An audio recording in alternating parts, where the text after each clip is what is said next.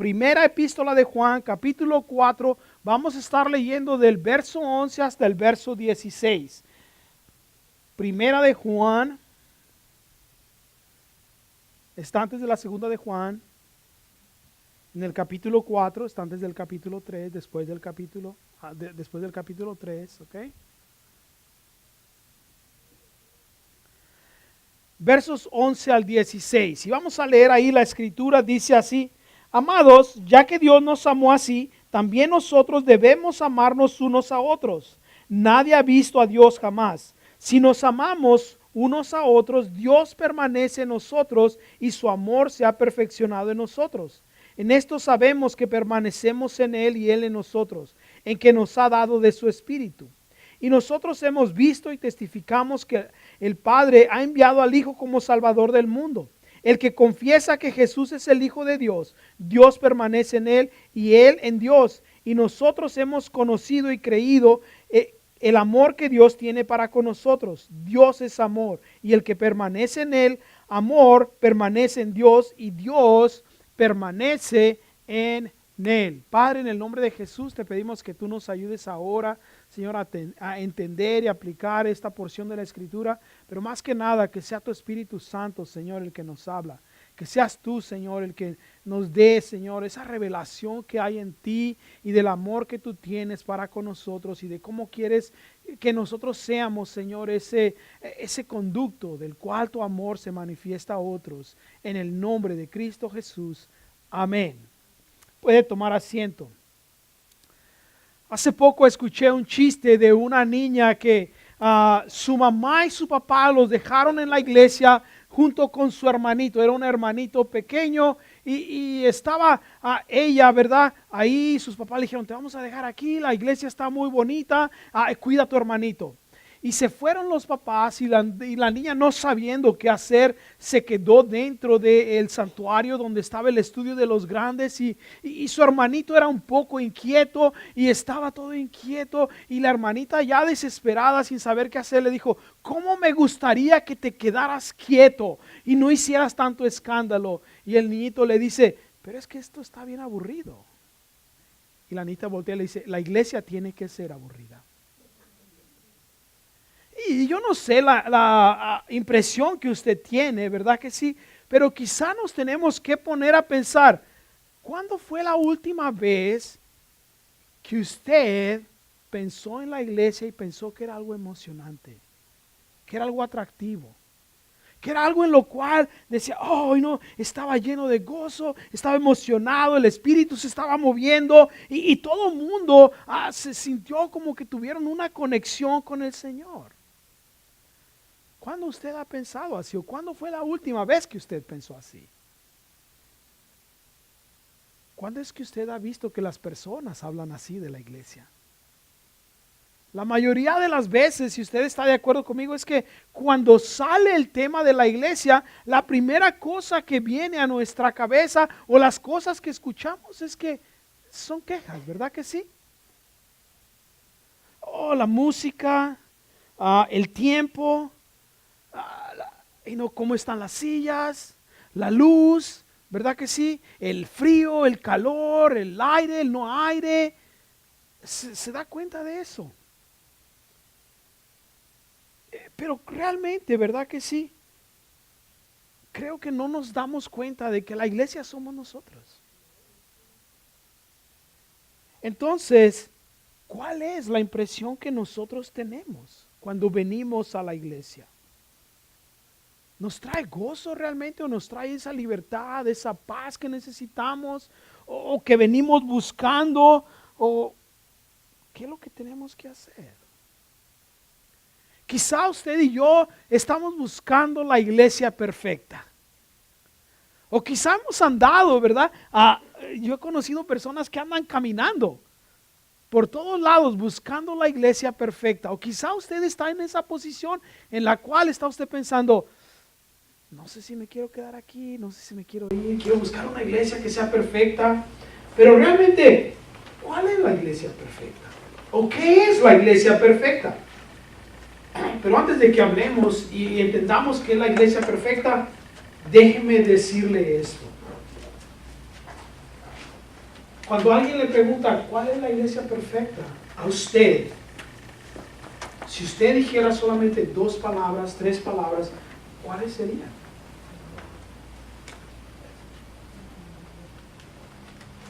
O quizá, si usted ve alguna iglesia y diga, esta no es la iglesia perfecta, ¿cómo es que la define como que no es la iglesia perfecta? La verdad le voy a decir, no hay iglesia perfecta. Y la razón que no hay iglesia perfecta es porque la iglesia está compuesta de personas. Cuando estaba estudiando en el colegio bíblico, mi profesor del libro de Romanos decía, el ministerio es un glorioso dolor. Y la razón que es un glorioso dolor es porque está lleno de personas. Si no hubiera personas, el ministerio sería la gloria. Pero si no hay personas en el ministerio, no hay ministerio. Es lo mismo. Si no hay personas, no hay iglesia. Porque la iglesia somos nosotros. ¿Verdad que sí? Entonces, esa es la primera cosa que debemos de entender, que no hay iglesia perfecta. Y si usted la encuentra, la iglesia perfecta, en cuanto usted llegue a ser parte de esa iglesia, ya la echó a perder. Nosotros estábamos bien hasta que usted llegó. Es más, estábamos tan bien como iglesia hasta que el pastor empezó. ¿Se da cuenta? Entonces tenemos que entender eso. Quizá podemos, ¿verdad?, pensar en nuestra mente, oh, si voy a esa iglesia, ¿verdad que sí? O si voy a esta otra. Y empezamos a ver, ay, tiene una música, ay, no, tremenda. Porque esas son las cosas que yo escucho de la gente. Oh, voy a ir a esa iglesia porque allá la música está, wow, ¿verdad que sí? Espectacular. Y cuando cierran los ojos y cambian las luces y le ponen de todo tipo de colores, ¿verdad que sí? Y la proyección y todo. PowerPoint y todas las demás cosas, ¿verdad que sí? Pero también escucho otras personas que vienen y me dicen, oh, no quiero ir a esa iglesia, lo único es como que si estuviera en un concierto, la música está bonita y hacen las luces, pero es como que estoy en un concierto. No me lleva a mí a adorar, no me lleva a mí a tener esa relación con el Señor. Incluso sabe que hay una iglesia, o mejor dicho, hay iglesias que tienen diferentes salones. En un salón está alabanza estilo vaqueros, en otro estilo rock and roll, en otros estilo antiguo, cuando cantaban himnos y esas cosas, en otro está lo que le llaman contemporáneo, y así, tienen diferentes salones. Usted puede escoger lo que le guste. Cuando me preguntan a mí, yo les digo, nosotros somos más profesionales. Cada músico toca su canción.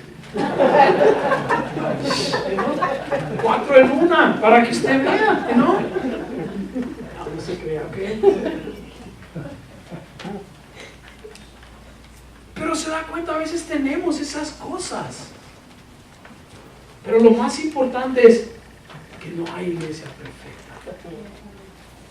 Es ahí donde usted y yo entramos, ¿sabe?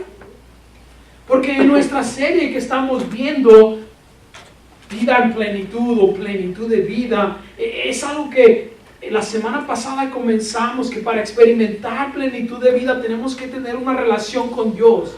Y esta semana vamos a hablar que teniendo una relación con Dios y experimentar la vida plena que Dios tiene para nosotros, tenemos que tener comunión unos con nosotros. Pero para tener comunión los unos con los otros, ese es el problema, ¿verdad que sí? Porque tenemos diferentes personalidades, tenemos diferentes características, tenemos diferentes idiosincrasias, diferentes manías y costumbres y tradiciones en las cuales a veces usted y yo chocamos, ¿verdad que sí? En los cuales puede ser, déjeme decirle, hasta una sola palabra, viniendo de diferentes culturas, ¿verdad que sí? Si usted se da cuenta, a veces habla con personas que son mexicanos y utilizan algunas palabras que usted se queda, wow, ¿verdad que sí? Pero a veces personas que vienen de otros países, que sea de Sudamérica o Centroamérica, y utilizan algunas palabras y usted se queda como, ¿verdad que sí? Y son esas diferencias en las cuales nos hace únicos. Pero son esas diferencias son las que a veces nos llevan a causar que la gente diga, wow, ¿qué clase de cristianos son?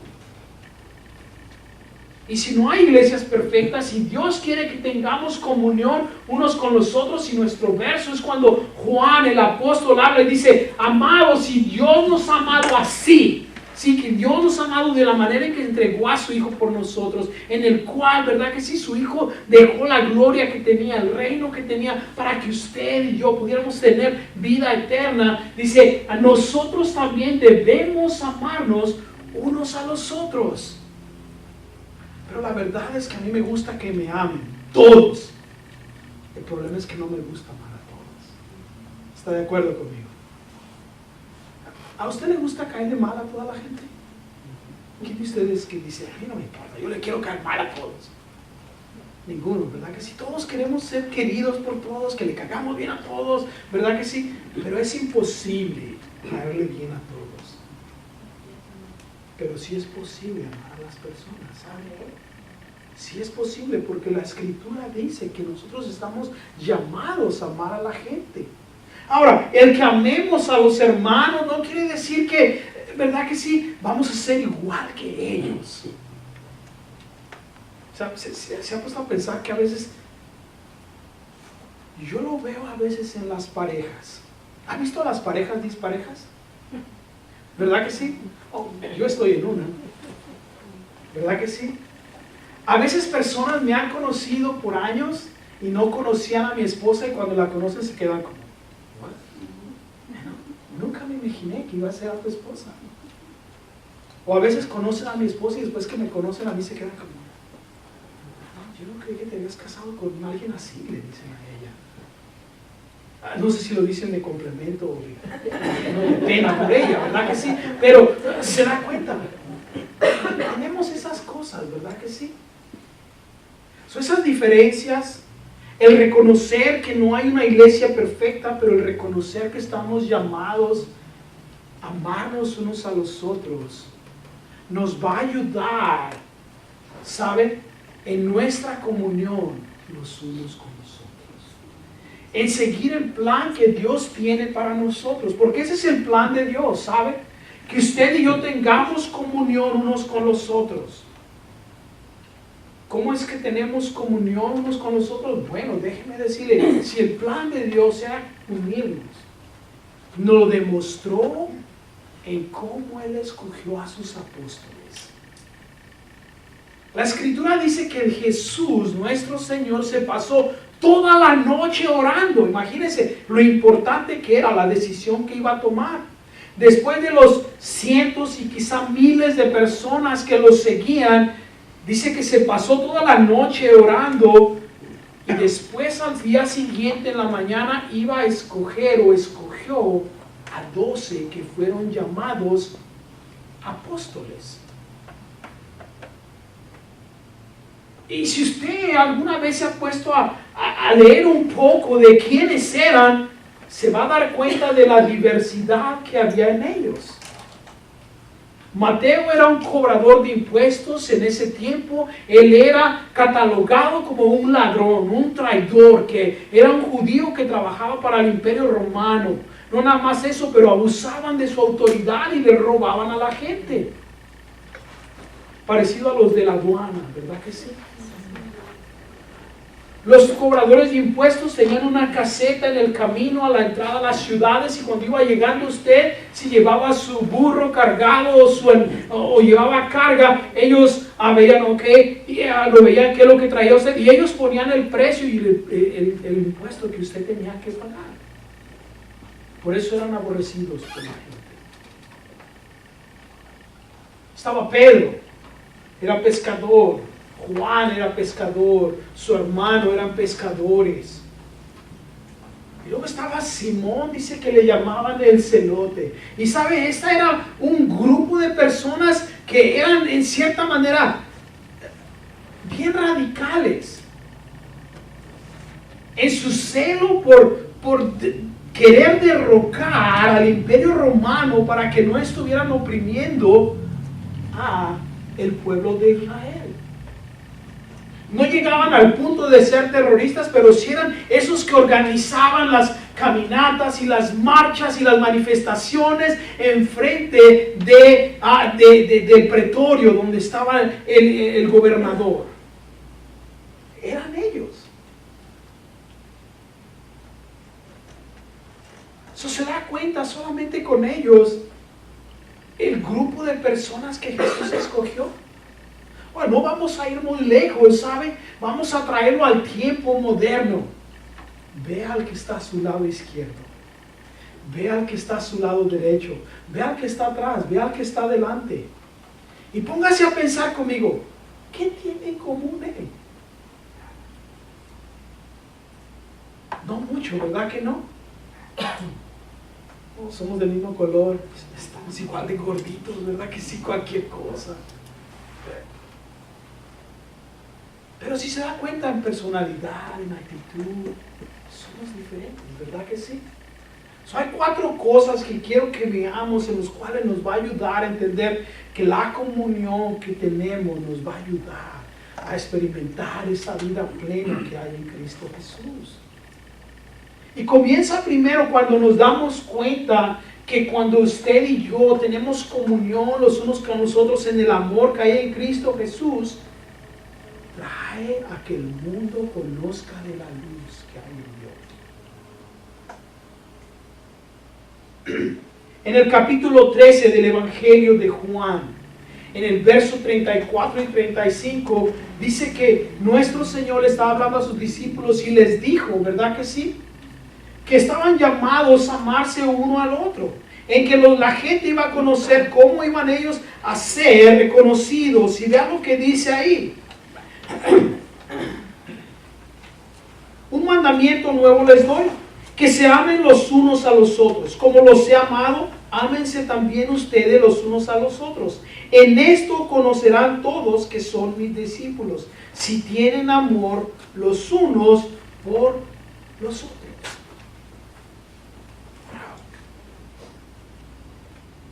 Déjeme decirle algo.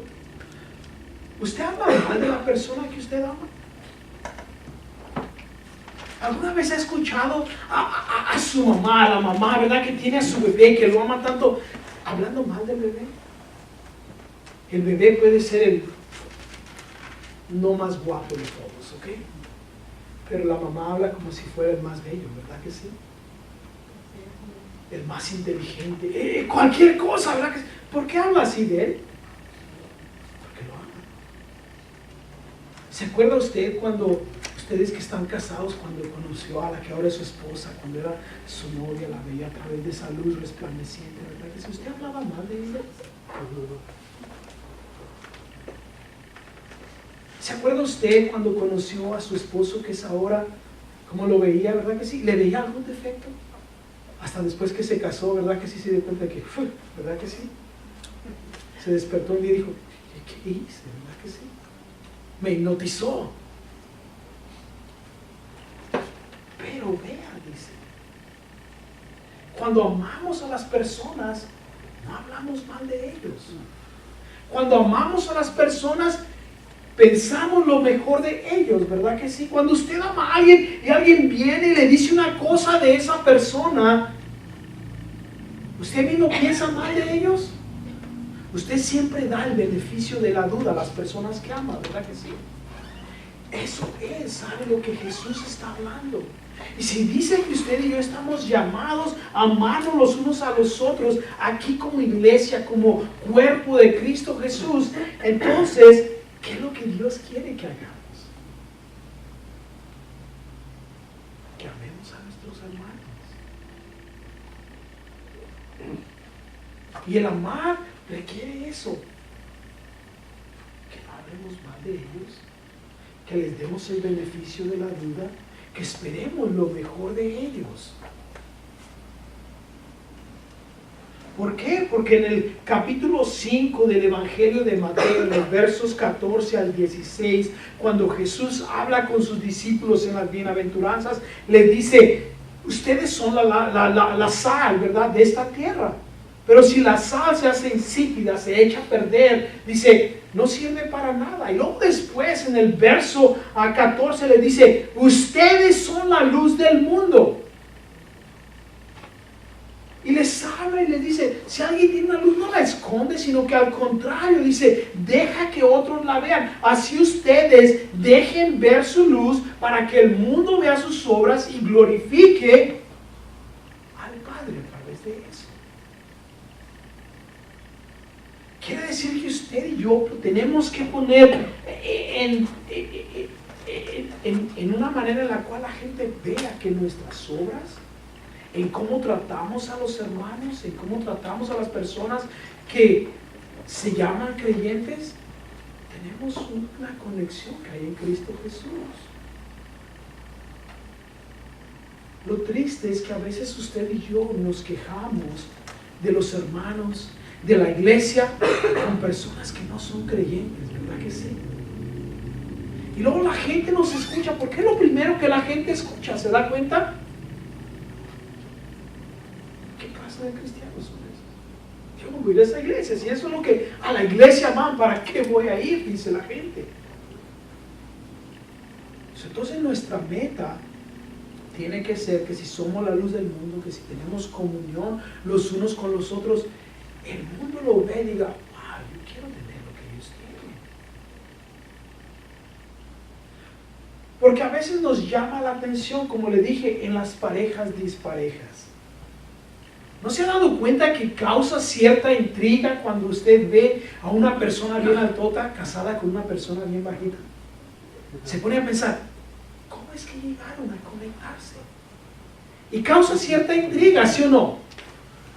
O a veces cuando ve al hombre que tiene diferentes personalidades o de alguna manera y ve a la esposa y dice, ¿cómo es que se conocen? ¿Cómo es que se pueden amar ellos que son tan diferentes? Causa que intriga, ¿verdad que sí? Causa en usted el preguntarse, ¿cómo es que llegaron a quererse? ¿Cómo es que llegaron a amarse ellos dos? Si son tan diferentes.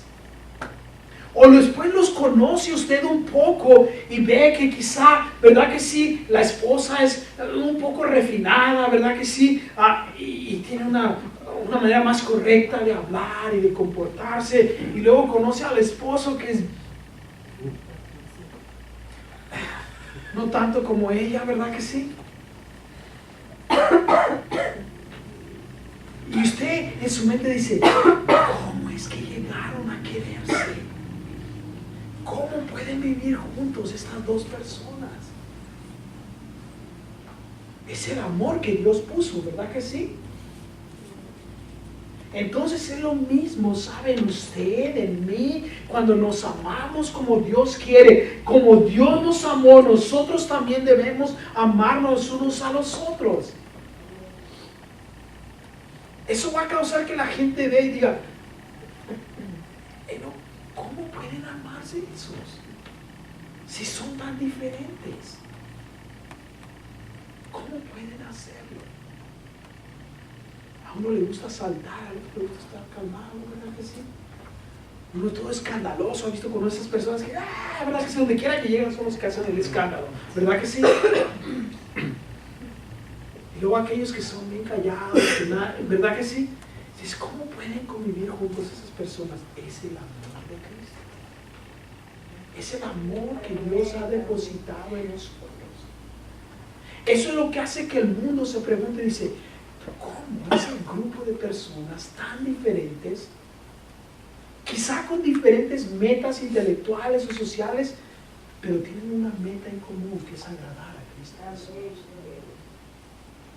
¿Cómo pueden vivir juntos? Eso lo hace atractivo.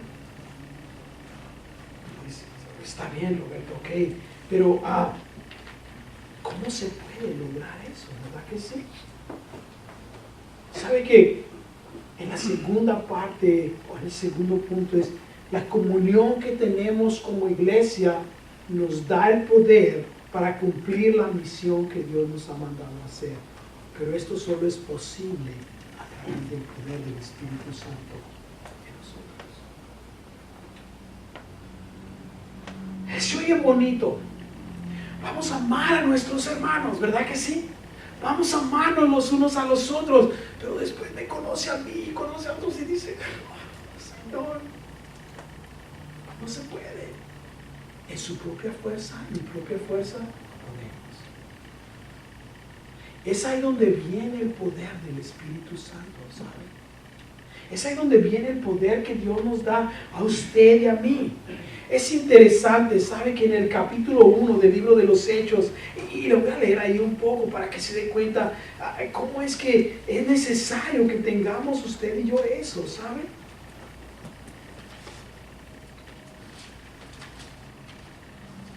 Y son versículos que a veces escuchamos y no, dice en el verso 1 del capítulo 1, en el primer relato escribió Teófilo acerca de todas las cosas que Jesús comenzó a hacer y enseñar, hasta el día en que fue recibido arriba, después de haber dado mandamiento por el Espíritu Santo a los apóstoles que había escogido, a estos también se presentó vivo después de haber padecido con muchas pruebas convincentes. Durante 40 días se hacía visible a ellos y les hablaba acerca del reino de Dios, y estando juntos les mandó que no se fueran de Jerusalén, sino que esperaran el cumplimiento de la promesa del Padre, de la cual me oyeron hablar. Porque Juan a la verdad bautizó en agua, pero ustedes serán bautizados en el Espíritu Santo de no muchos días.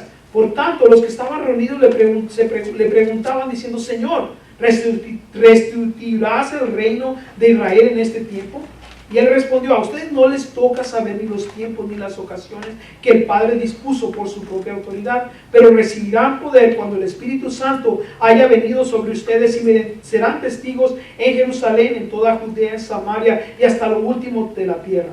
Después de decir esto, mientras ellos lo veían, él fue elevado y una nube le recibió ocultándose de sus ojos. Y como ellos estaban fijando la vista en el cielo mientras él se iba, he aquí dos varones vestidos de blanco se presentaron junto a ellos y les dijeron, hombres galileos, ¿por qué se quedan de pie mirando al cielo?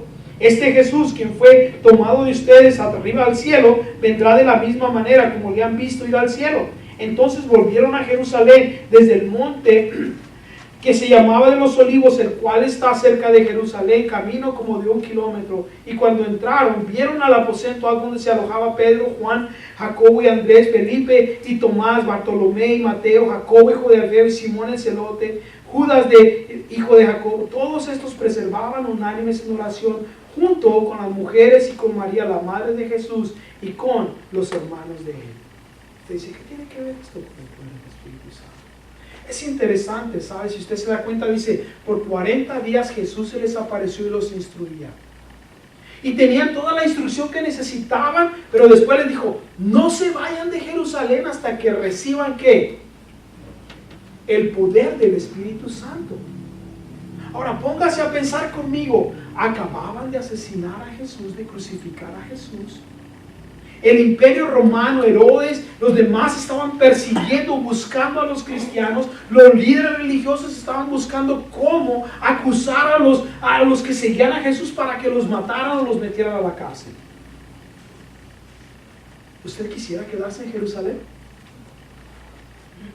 Si usted sabe que aquí en escondido están matando a los cristianos, los están metiendo a la cárcel, ¿cuál es la primera cosa que usted y yo decidiríamos hacer?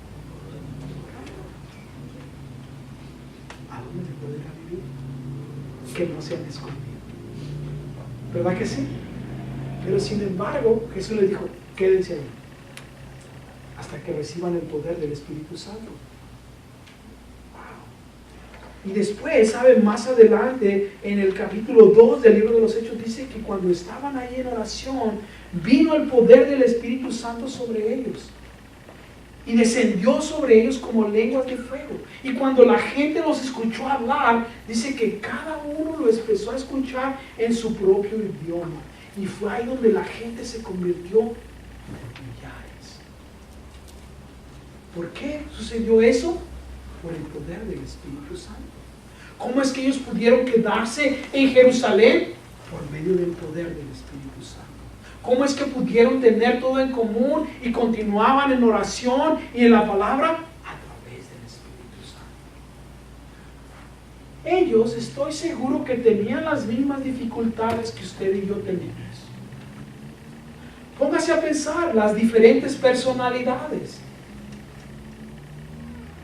¿Se han dado cuenta cuando vamos a acampar? El primer día está todo rico, ¿verdad que sí? El siguiente día porque es día de jugar y de todo. Y el domingo ya porque estamos pensando que nos vamos a ir. ¿Ok? Suena muy bien. Pero ¿qué le parece si nos quedáramos una semana?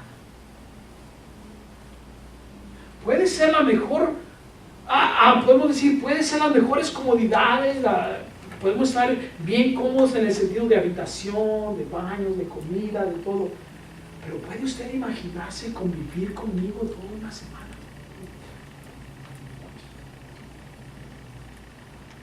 Yo puedo imaginarse convivir con usted toda una semana. Al tercer día se muere. ¿O verdad? Se da cuenta cuando pensamos, ¿verdad que sí? Simplemente en esos pequeños roces que tenemos en 2 o 3 días, en nuestra mente decimos, que acabo ya mañana, ya me deshago de esta persona. ¿Verdad que sí? ¿Sí o no? Al menos yo tengo esa, ¿cómo puedo decir? Esa idea, ¿sabe? Cuando estoy haciendo algo que no me gusta, siempre pienso, nomás estos son 24 horas, después se va a acabar. Estas son 24 horas. Y cuando pienso así, al siguiente día ya se va a acabar. ¿Sí me entienden? ¿Cómo pudieron ellos estar ahí todo ese tiempo? ¿Cómo pudieron convivir ellos? A través del Espíritu Santo, del poder que hay en el Espíritu Santo. ¿Se da cuenta cómo el Señor prepara esas cosas para que usted y yo nos demos cuenta de cómo necesitamos esto? El poder del Espíritu Santo también nos ayuda, ¿sabe? Para que convivamos juntos, pero también para cumplir, como le dije, si el poder del Espíritu Santo nos lleva a que nos amemos unos a los otros y la comunión que tenemos los unos con los otros lleva al mundo a la luz, el poder del Espíritu Santo nos ayuda también. Porque en el capítulo 28 del Evangelio de Mateo, en los últimos versos del capítulo del Evangelio de Mateo, el Señor les dio la gran comisión a los discípulos y les dijo que fueran por toda la tierra a predicar el Evangelio, ¿sabe? Que hicieran discípulos, pero que se fueran cuando recibieran el poder del Espíritu Santo. A veces nuestra vida tiene que llegar al punto en el cual realmente yo tengo el Espíritu Santo, o mejor dicho, estoy dejando que el poder del Espíritu Santo fluya en mí. Porque usted tiene el Espíritu Santo. Si usted tiene a Jesús, inmediatamente Jesús depositó el Espíritu Santo en su vida, pero ahora está en usted dejarlo fluir, dejar que el Espíritu Santo sea el que lo moldee, el que lo cambie, el que lo transforme, el que le enseñe lo que usted necesita hacer o no hacer. Entonces nos tenemos que preguntar, ¿yo estoy permitiendo que el Espíritu Santo fluya en mi vida? Que tome control de esas áreas en las cuales necesito. ¿Para qué? Para tener impacto en el mundo, para tener el poder para compartir del Evangelio que Dios nos ha llamado, ¿saben? Pero esa es la comunión que tenemos los unos con los otros. Dios dice, hey, hay que amarnos. Eso va a llevar al mundo a que quiera saber quién es, qué es lo que nos hace tan peculiares. Y la comunión que tenemos nos motiva, ¿sabe? A que busquemos al Espíritu Santo. El que nos amemos, primero que nada, aquí en la iglesia, como hermanos, en Cristo Jesús, solamente se puede a través del Espíritu Santo. Porque estoy seguro que con más de una persona usted ha tenido sus roces y diferencias, ¿verdad que sí? Y tristemente hay personas que van de iglesia en iglesia, ¿sabe? O ya les ofendieron, ya les dijeron algo, ya hicieron algo y se van y siempre están en eso. Pero cuando usted dice, ¿sabes qué? Esto es el lugar donde Dios me ha mandado a estar, este es lo que Dios quiere que yo haga, entonces Señor, dame el poder para hacerlo. Y Dios le da. ¿Usted cree que yo todos los domingos tengo las ganas de venir aquí? Hace lo mismo, hay que quedarnos aquí. Hay que ir a la iglesia. ¿No piensa usted así? O nomás yo pienso así. Wow, qué espirituales son ustedes. Y muchas veces le voy a decir algo, tiene que ver. No quiero ver a esa persona. quiero que me diga nada.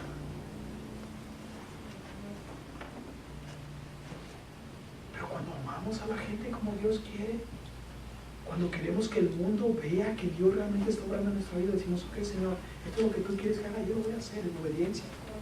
A través del Espíritu Santo tenemos y damos esos pasos de obediencia, ¿sabe?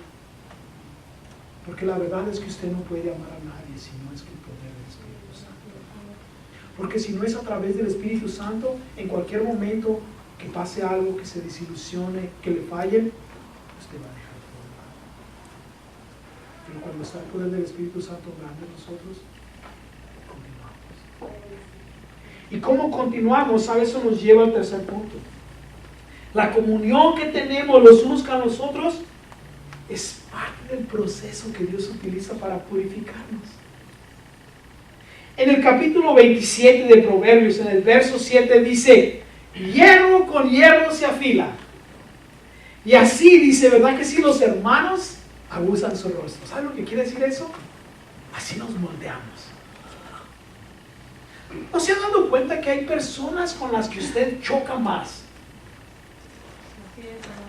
¿Ninguno de ustedes? Todos ustedes son un pan de Dios, como dicen por aquí, ¿verdad que sí? Pero se da cuenta que con las personas que más chocamos son las personas que se parecen a nosotros. A veces decimos, esa persona me cae, ¿verdad que sí? Me hace tanto enojar. Y yo le digo, ¿se parece a ti? Es igualito a ti.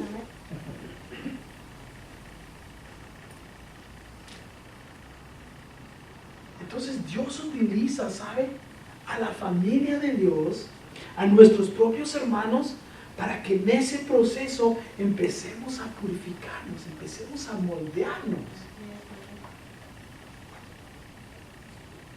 En el capítulo 15 de Juan, déjeme leer esos versos para que usted vea cómo el Señor obra en cada uno de nosotros, ¿sabe? Para que nos demos cuenta de qué es lo que Dios quiere hacer en usted y en mí. Capítulo 15, versos 11 al 14, dice, estas cosas les he hablado para que mi gozo esté en ustedes y su gozo sea cumplido. Este es mi mandamiento, que se amen los unos a los otros como yo los he amado. Nadie tiene mayor amor que este, que uno ponga su vida por sus enemigos. Ustedes son mis amigos si hacen lo que yo les mando. O sea que, para yo demostrarle mi amor, voy a morir a mis propios deseos y voy a esperar lo mejor de usted. Voy a hablar mal de usted. También Pablo le escribió a los filipenses, a los corintios, y les dijo, ¿verdad que sí? Que decidiéramos poner a nuestros hermanos como el mayor estima. Y eso no es fácil. Esos hermanos, esas hermanas que a veces chocan con usted y la sacan de quicio y la sacan de su casilla, le voy a decir algo, son solamente una manera que Dios la está afilando a usted, que la está moldeando, que le está quitando esos roces, esas cosas que están un poco, ay no, fuera de lugar. Dice, necesita un poco de paciencia, vamos a hablarle a alguien ahí que le haga buscarme a mí para que no tenga paciencia. Todos pasamos por esas cosas, ¿saben? Y Dios utiliza a nosotros mismos como familia de Dios. ¿Para qué? Para que podamos ver que Dios quiere glorificar en nuestra vida, ¿saben? Por eso déjeme decirle, cuando usted tiene un problema, una situación con una persona en la iglesia, no corra, no se vaya. Al contrario, dígale, Señor, ¿qué me quieres enseñar? ¿Qué es lo que tú quieres enseñar? ¿Qué tengo que aprender? Porque la verdad es que todos podemos aprender de otra persona, ¿saben? Quizá podemos aprender de sus errores, quizá podemos aprender de sus victorias, podemos aprender de sus batallas, pero ¿qué es lo que estamos aprendiendo? Cuarta cosa, la comunión que tenemos con nuestros hermanos tiene que ser genuina. Ahora, esto es imposible para todos, ¿sabe? Y esto es imposible que sea con todos. Pero este último punto es de aplicación. Si sabemos que Dios nos llama a comunicar, a tener comunión uno con el otro, para que el mundo venga a la luz, y que el poder que necesitamos para tener esa comunión solamente es a través del Espíritu Santo. Y que eso, el Espíritu Santo nos va a ayudar a seguir amando a nuestros hermanos, aún con nuestras diferencias. En este último punto de aplicación es, ¿qué está haciendo usted para tener comunión con los hermanos? ¿O dónde puede usted comenzar a tener comunión con las personas? ¿Cómo se ve el tener esta comunión? ¿Sabe? Quizá usted no va a poder tener una amistad con todas las personas. Pero se ha dado cuenta que últimamente, y más en esta sociedad, nos aislamos de la gente. ¿Cuándo fue la última vez que usted se reunió con otras personas de la iglesia? No solamente por un cumpleaños, no solamente por algo, pero simplemente porque querían venir y pasar tiempo juntos.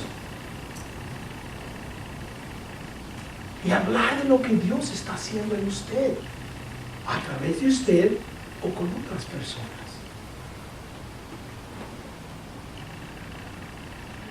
Quizá usted y yo tenemos que empezar a abrir nuestros hogares, nuestros corazones, nuestro tiempo, e invitar a otros que entren a nuestro mundo. Y quizá no tiene que ser en su casa, porque no tiene que ser todo el tiempo.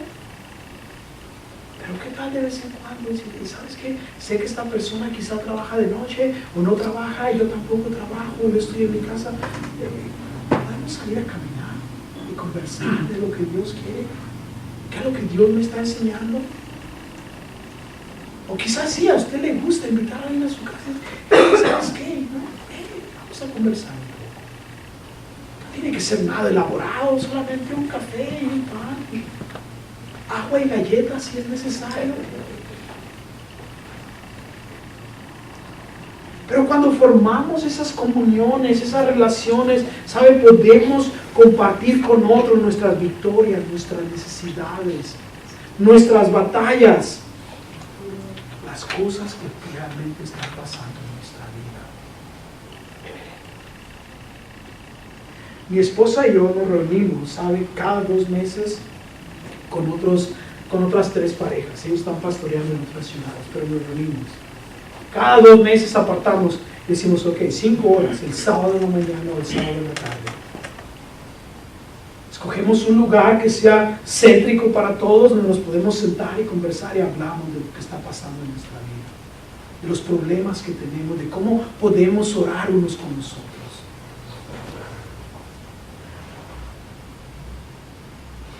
Y luego después también, a veces, nos decimos a la gente, ven aquí a la casa, o vamos a visitarte, o voy a visitarte, cualquier cosa, ¿sabes?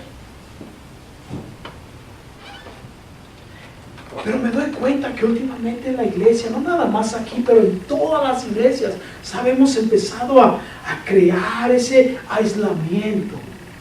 Y todos decimos lo mismo. No tengo tiempo. ¿Se ha dado cuenta de eso? Esa es la frase, ¿verdad que sí? No tengo tiempo. Estoy súper ocupado. Es verdad. Nadie tiene tiempo. Pero ¿se ha dado cuenta cómo tan rápido hacemos tiempo para las cosas que nos interesan? ¿Por qué? Porque son importantes para nosotros. Es lo mismo si empezamos a darle esa importancia, ¿sabe? A esto que Dios nos llama a hacer, a amarnos unos con nosotros. Vamos a hacer tiempo. Vamos a hacer tiempo. Pero es una decisión que usted y yo tenemos que tomar. Entonces usted tiene que ponerse a pensar, yo me tengo que poner a pensar Señor, ¿estoy realmente teniendo una comunión con mis hermanos? Y esa comunión, ese amor que tengo por ellos, ¿lo pueden ver personas que no son creyentes? Señor, ¿estoy dejando que el poder del Espíritu Santo fluya en mí para amar aún a aquellos que Se me hace difícil amarlos. Señor, estoy permitiendo que tú uses a mis hermanos, a mis hermanas para apoyar. ¿Qué es lo que estoy haciendo, Señor? O estoy escogiendo otras cosas antes que mis hermanos, antes que ver lo que tú quieres. Yo lo animo, empiece a compartir con otros sus victorias, sus derrotas, sus necesidades, sus batallas, todo aquello que está pasando en su vida. Y usted va a ver cómo el amor de Dios va a empezar a manifestarse en su vida. Y usted va a ver cómo va a empezar a ver a las personas en otra luz, en la luz que proviene del poder del Espíritu Santo. Yo no sé dónde está usted, no sé qué es lo que necesita, pero sí sé que necesitamos pedirle a Dios. Sí sé que necesitamos permitir que el poder del Espíritu Santo fluya en nosotros y a través de nosotros. ¿Amén? Padre, en el nombre de Jesús te damos las gracias porque eres bueno con nosotros. Padre, yo te pido que tú nos ayudes, Señor, a poner en práctica esto, Señor. Que tú nos ayudes, Señor, a entender que tú tienes un plan y un propósito que más que conocer solamente a nuestros hermanos aquí en la iglesia es que tú quieres manifestarte en nosotros y a través de nosotros. Ayúdanos, Padre, en el nombre de Cristo Jesús.